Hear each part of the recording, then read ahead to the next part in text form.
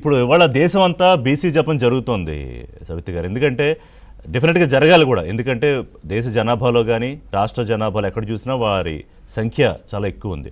So ఆ శాఖ చాలా ఇంపార్టెంట్ శాఖ, మరి మీ దగ్గర ఉంది. ఏమన్నా స్పెషల్ ఎజెండా ఉందా?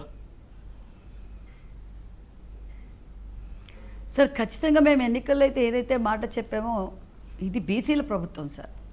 ఎందుకంటే నందమూరి తారక రామారావు గారి కాలం నుంచి కూడా బీసీలు అంటే తెలుగుదేశం, తెలుగుదేశం అంటే బీసీలు. ఈరోజు కూటమి ప్రభుత్వం కూడా అలాగే ఉంది. బీసీలకు పెద్దపీట ఇచ్చింది. అంతేకాకుండా బీసీలని ఏ విధంగా గౌరవించిందో, క్యాబినెట్లో ఎంతమంది బీసీ శాఖ మంత్రులుగా ఉన్నారు, ఆ కీలకమైన పదవులు కావచ్చు. మరి మేము గతంలో ఏదైతే బీసీలకు మాట చెప్పామో అవన్నీ నెరవేరుస్తామని చెప్తున్నాం. మరి ఆదరణ 1 చేసింది చంద్రబాబు నాయుడు గారు. ఇప్పుడు ఆదరణ 2 కూడా చేయబోతున్నాం. అంతేకాకుండా మరి బీసీ హాస్టల్స్ కావచ్చు, బీసీ గురుకుల పాఠశాలలు కావచ్చు, ఈరోజు మొత్తంగా. ఎందుకంటే గతంలో మినిమం మెయింటెనెన్స్ కూడా లేదండి ఋషి గారు. మినిమం ఆడపిల్లలున్న హాస్టల్స్లో బాత్రూమ్ డోర్లు కూడా లేవు, గాలి వదిలేశారు. బీసీ హాస్టల్స్ కావచ్చు, బీసీ గురుకులాలు కావచ్చు. ఈరోజు రాష్ట్ర వ్యాప్తంగా మరి సిఎస్ఆర్ కావచ్చు, మరి ముఖ్యమంత్రి చంద్రబాబు నాయుడు గారు ఫస్ట్ రివ్యూ చేసి మరి బీసీ హాస్టల్స్ గురుకుల పరిస్థితులు ఏంటి అని అడిగారు. మొత్తం హాస్టల్స్ అన్ని రెన్యువేషన్స్ చేస్తున్నాం. పెండింగ్లో గత ప్రభుత్వం పెండింగ్ మేము శాంక్షన్ చేసిన బిల్డింగ్లు గాలికి వదిలేశారు. పులివెందల్లో కూడా గాలికి వదిలేశారు. మరి అవి కావచ్చు, ఏవైతే 70-80% బిల్డింగులు గాలికి వదిలేశారో అవన్నీ మళ్ళీ మొదలుపెట్టాం.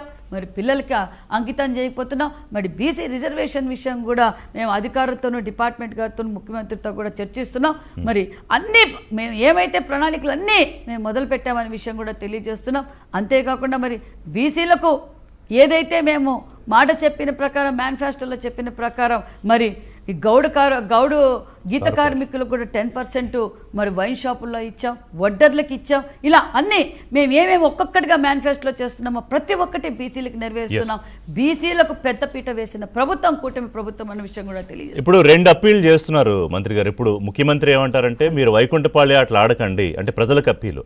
ఒక ప్రభుత్వం ఏంటంటే అన్ని విధాలుగా సంక్షేమ అభివృద్ధి చేసుకుంటూ వెళుతూ ఒక స్థాయికి తీసుకొచ్చాక గతంలో ఏం జరిగిందో చూస్తాం. 2019 నుంచి 24 మళ్ళీ ఒక 20 ఏళ్ళు వెనక్కి తీసుకుపోయారు.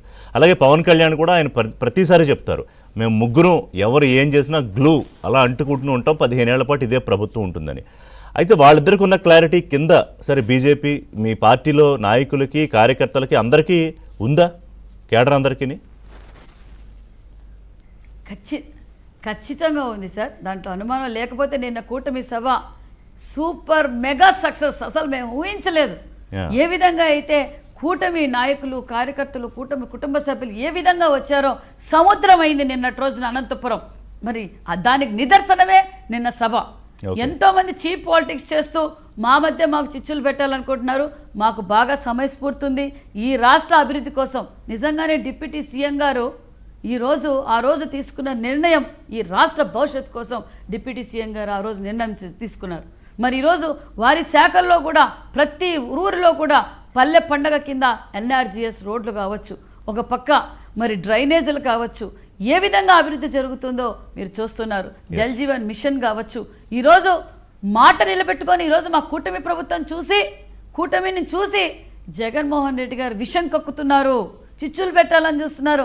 జగన్మోహన్ రెడ్డి గారు ఫస్ట్ మీ 11 మంది మీతో ఉంటారో లేదో చూసుకోండి. ఫస్ట్ డౌట్ ఉందా? మా కూటమి ప్రభుత్వం ఇలాగే ఉంటుంది.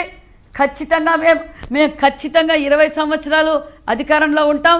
కూటమి ఇలాగే ఉంటుంది. మీ 11 మంది మీ దగ్గర ఉంటారో లేకపోతే మీ నలుగురే నిలుస్తారో అది చూసుకోండి first. Okay, thank you very much మంత్రి గారు and all the very best for your future endeavours. Thank you very much ABN కోసం సమయం కేటాయించినందుకు.